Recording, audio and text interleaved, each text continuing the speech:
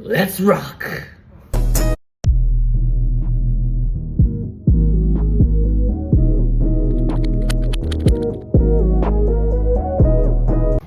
Yo, guess what time it is, you guys? It is tea time, and welcome to another review episode. And this time, you guys, I'm gonna give you my review and opinion on the DMC, which is Devil May Cry TV series that just recently dropped on Netflix, you guys.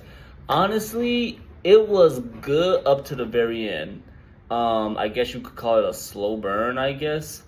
From episode 1 all the way to, I believe it was like episode 9 or 10, I believe. I think it's nine episodes.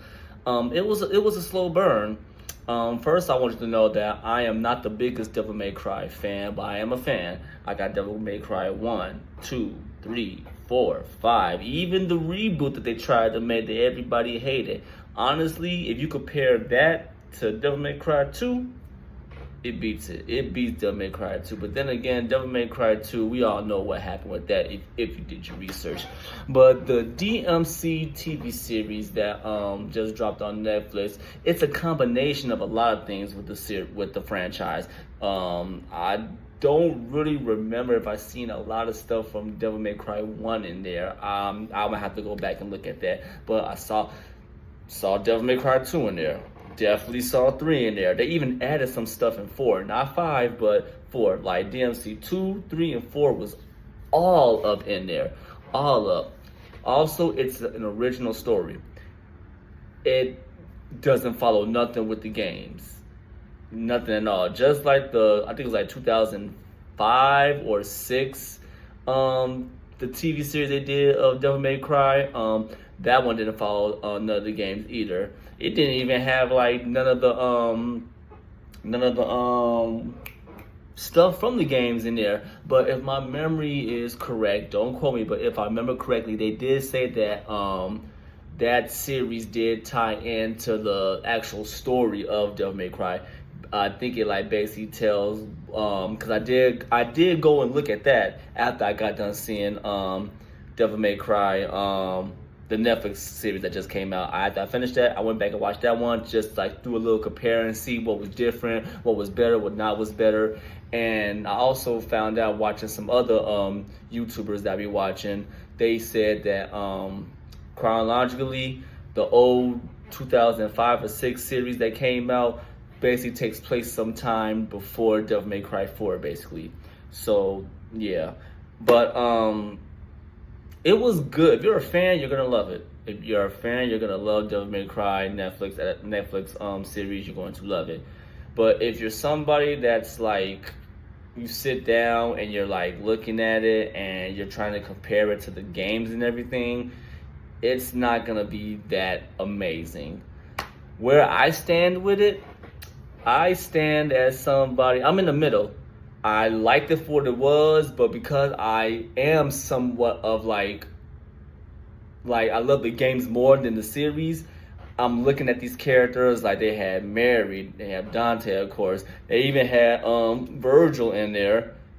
Spoiler alert at the very end. He comes at the very end. Like this review I'm doing for you guys, I'm gonna do more just like talking about the season than just going into like each episode after episode because I'm not gonna do that. If I do that, this video is gonna be way longer than it needs to. And as you guys know, right now I don't have the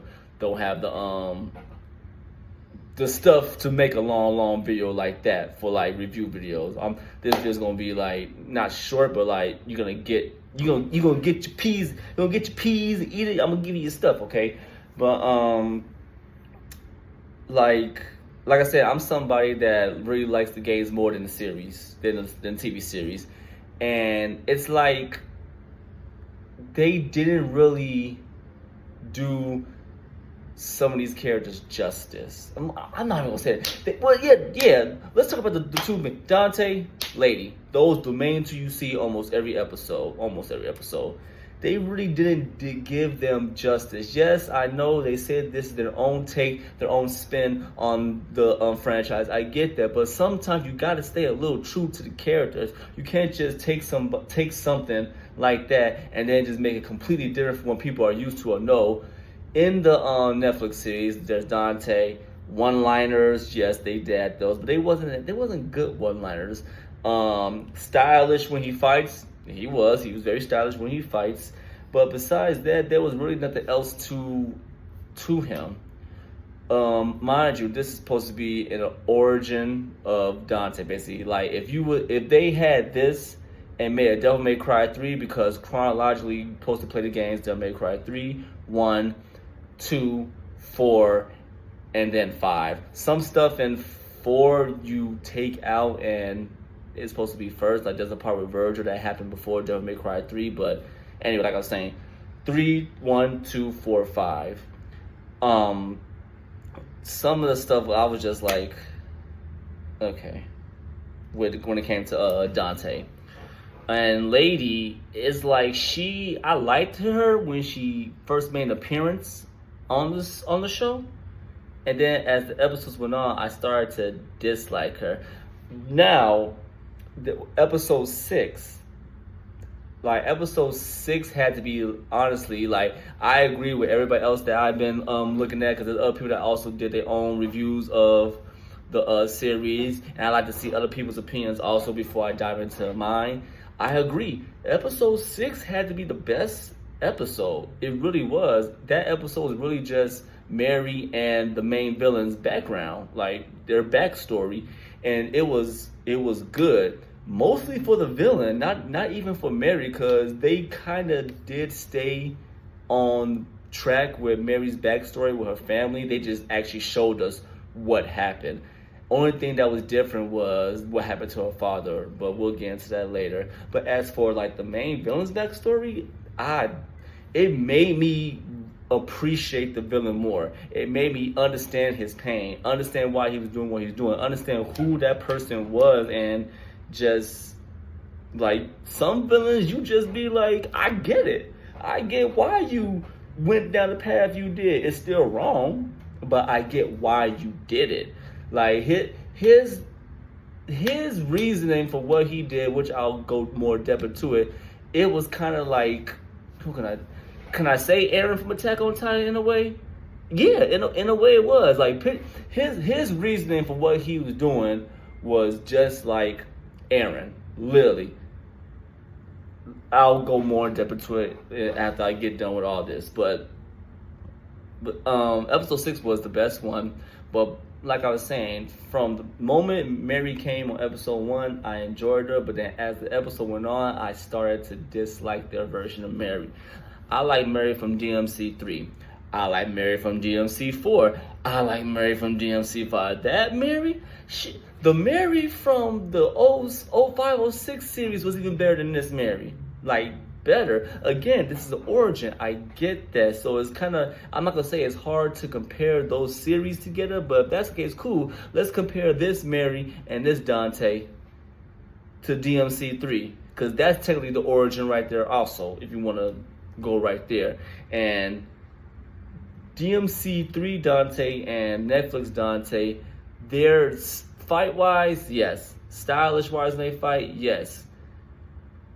DMC 3 Dante is a little more on the heels when it comes to his one-liners and, like, you know his verbiage and stuff. You know how Spider-Man always has like a smart thing to say when he fights. That's Dante. Netflix Dante, he is like, even he was like, when he started to realize stuff about his past and his life with his dad, mom, and father and stuff, he got too serious. Even when things got real serious with the game Dante, he was still quick with his words. Even the Netflix series Dante, I'm not Netflix, the 0605 Dante, he was quick with his words. This Dante is like, he got too serious at the wrong times when he was supposed to be like, huh, okay, whatever, sure, And then Mary, how can I word this? They made her too tomboyish in a way. She was too kill all demons. You gotta kill all demons. I don't like these demons. like she was dropping F-bomb at the F-bomb at the F-bomb. Like, if I had $1 for every time she dropped the F-bomb in this season, I'd probably have maybe like $50. I kid you not. Every sentence came out of her mouth was a F-bomb. And I don't care for that, but sometimes I feel like it was forced. She said, like, it was like, she was like, "Are you out of your effing mind? You freaking," like, okay, yeah. Like, some things is like, it's forced language and everything. Visually wise, it was good. I liked the visuals. Fight scenes were good. I liked those.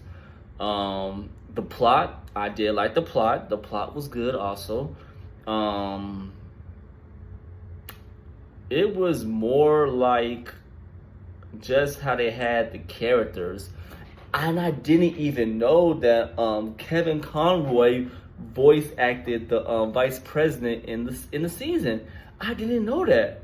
He was, like, if you actually pay attention and listen, that was Kevin Conroy's voice. They hit that so well. I didn't even know they was gonna have him in this season for Devil May Cry, and it makes me so sad because unless they already recorded season 2, he's not gonna be in season 2. This is it for him, which is weird because, like, in this season he did not die. His character did not die. So, like, what are they gonna do? Are they just gonna, like, okay, I served my purpose. I got us to the demon world.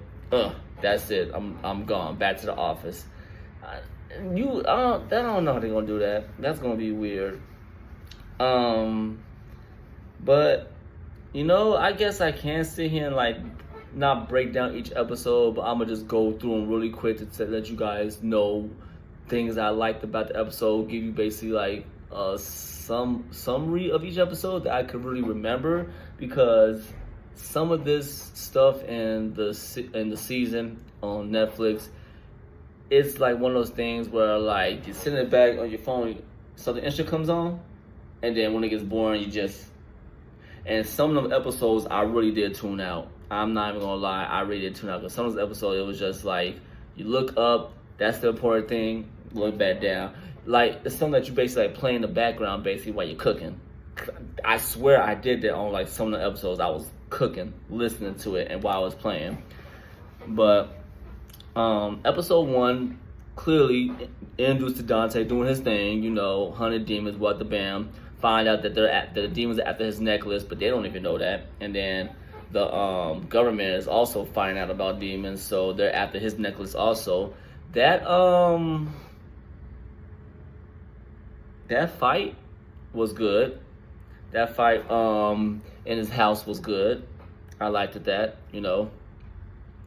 where the militia came in trying to get his necklace and then fight him. That's when introduced to Mary. Mary comes to fight him also. She gets a necklace. She's gone, basically.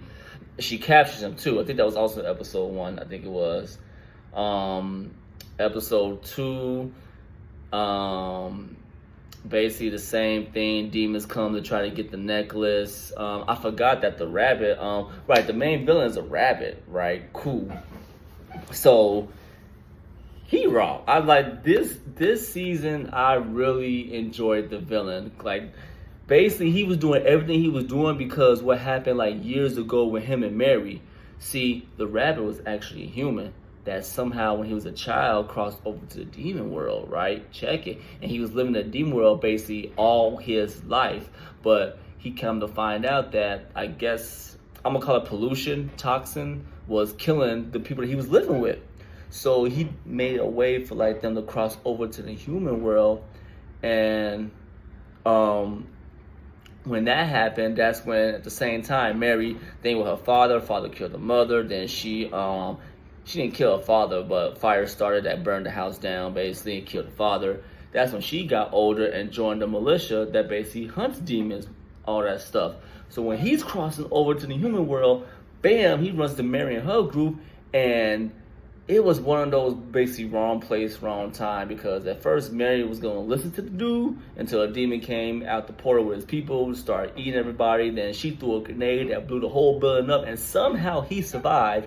But because of that, his mind just snapped, bro.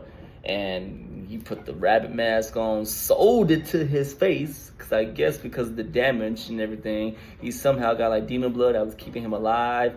Like his backstory is crazy, but I enjoyed it. Basically, he wanted the demon world to cross over to the human world because I guess there were still people in the demon realm that he cared about, and he wanted them to be able to come over to the human world where they ain't going about the pollution and everything. But in doing that was going to bring all the demons over to the human world, which in turn would basically almost wipe them out. He was willing to commit human genocide for the people that he cared about in the demon world, which were demons, but innocent demons, if you want to call that they're innocent, innocent demons, like regular people, regular lives, but demon lives, basically. His whole thing was like, yeah, I'll commit genocide, but at the same time, there will be a balance in the force, basically. There'll be a balance of like the survivors, the humans, and the demons all living together to survive and live. He was basing Aaron.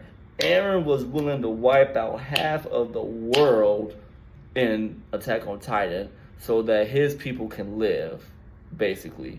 And not everybody would have been wiped out in Aaron's rumbling. Some probably would have survived, but he was going to wipe out the main people that was going to come against him and his people in order for them to survive. The rabbit, I don't know his name, he basically did Aaron. And he almost got away with it too. Like him and Dante started battling for the necklace and everything. The rabbit's minions and subordinates all died. Like there was a villain that was a boss of Devil May Cry 3. Was that 2? 3 and 4. And 1. Yeah, so there was one of the guys out at the Dante was from Devil May Cry 1 also. So all the real heavy hitters, they was all from different points of the game. So even though the Netflix adaptation did not follow the story point of the games, they still had like certain things in there.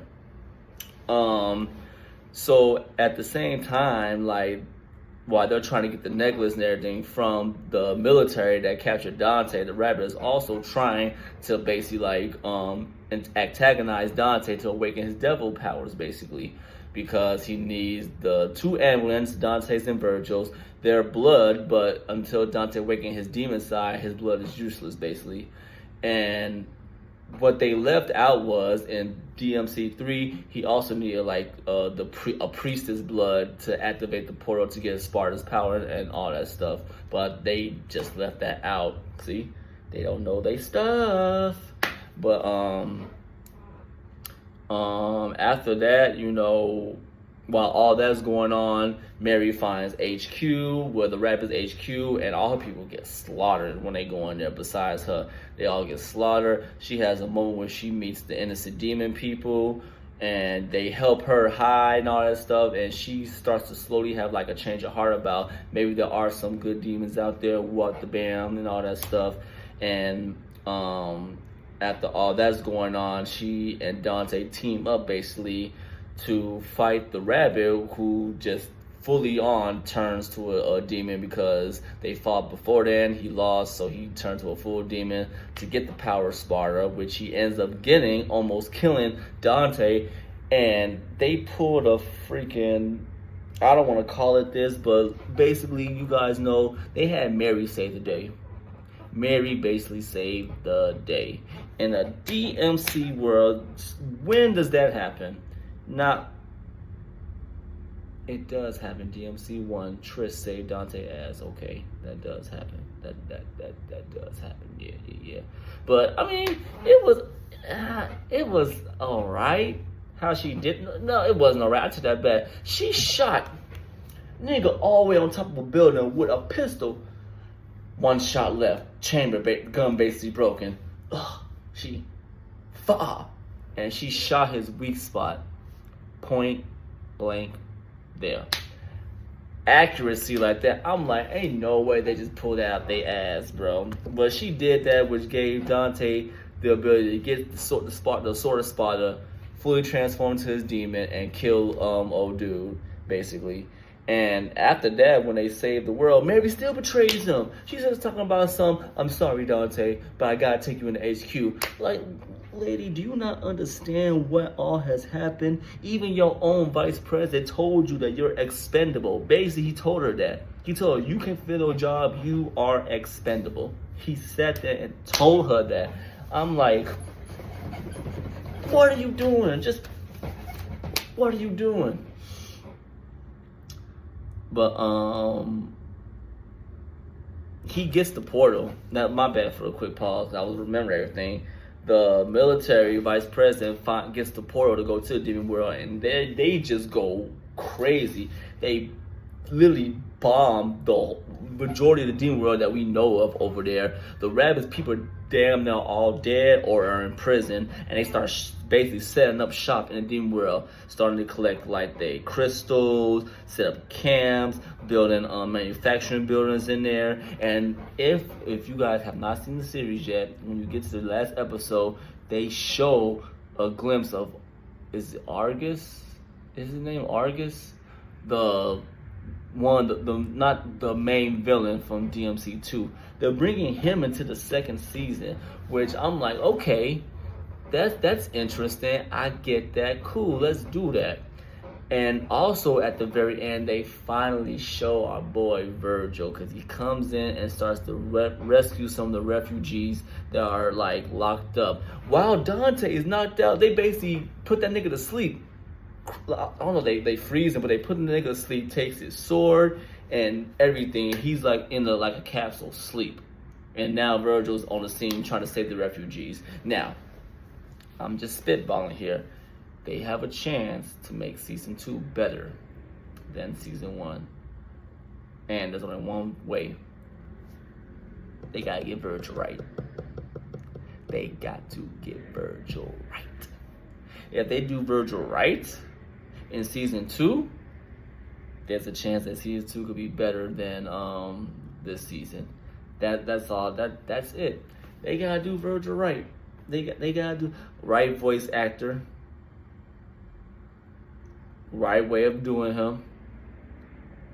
Just make that man. It's not gonna be perfect, but close to perfect. Close to the most. Just do him right, bro. Because I feel like season 2 gonna be mostly about Virgil, because season 1 was mostly about Mary. We barely got any Dante in there. That's another thing. Like, anytime we did get Dante, he was either like locked up, knocked out, or just talking to somebody. The times that we got him fighting, the fight scenes are probably maybe 10 minutes of the episode. I'm not even gonna say 10 minutes, that's a long time. I say maybe like 5 minutes of him fighting, probably. The rest was like Mary this, Mary that, Mary everywhere, Mary me. No, but Mary. So overall, I will give season 1 of DMC for Netflix is a 5, because I'm in the middle. It was good for what it was, but it was bad for what it was. It was just straight in the middle, a middle rating, 5 out of 10. I gotta give it a 5 out of 10. They could have did it so better. Like, they could have just went straight off the games. They could have did a whole DMC story. If they want to tweak little things here and there, little things you want to tweak, cool, you can do that, But I feel like they could have turned all of DMC 3 into a Netflix series if you want to do origins, and it would have been just great. Didn't have to change Mary. Y'all could have kept Mary the same way she was. In DMC 3, she was still hating demons, wanted to kill demons, and still tried to kill her father. You could have kept like that. You could have kept Dante the same way, just out there hunting demons, because that's what he do best, and also trying to also figuring out who he is and accepting who he is along the way. You could do all that. And then if y'all just wanted to stop it for well, they can't stop it before you get to Virgil, but they could have did it so differently. They could have did it so differently. I think on Netflix it was like what, number 4? I think it was like number 4 or 5 on Netflix, I think. So even it barely got up there with Netflix. But like, if you don't care about all that stuff, if you're just a fan and you just love watching Devil May Cry, then you're going to enjoy it all the way through. I promise you, you're going to enjoy it all the way through. But if you're stuck and sold on the games, you're going to be questioning things here and there. Here and there, you're going to be questioning things, you know. But that's it. That's my take. That's my review of Devil May Cry Netflix series, man. I hope you guys enjoyed my review talking about it, man. Links to my socials will be all down below. Please follow me on all those. Please hit the bell to be notified when I go live or I drop any other content on my channel. A like, comment, subscribe, share if you don't mind. Give me a thumbs up or a thumbs down. And tell me what you like about this playthrough and stream. Tell me what you did not like about it, man. Let me know. I said stream. I game a lot, so that's why I'm stuck on stream. But let me know what you guys liked about this review, though, man. You know, let me know what you didn't like about it. Let me know how I can make these reviews more better for you guys to view as I'm always making them. Let me know if there's anything you want me to review, watch, TV show, movies, anything you want me to do like a live reaction to, or if you just want me to do a reaction to it and I'll record it and then post my reaction on YouTube. You guys let me know. With all being said, thanks for spending your time with Tea Time. I will see you guys next time on the next one. Stay blessed, stay safe, and as always, let's rock. Peace.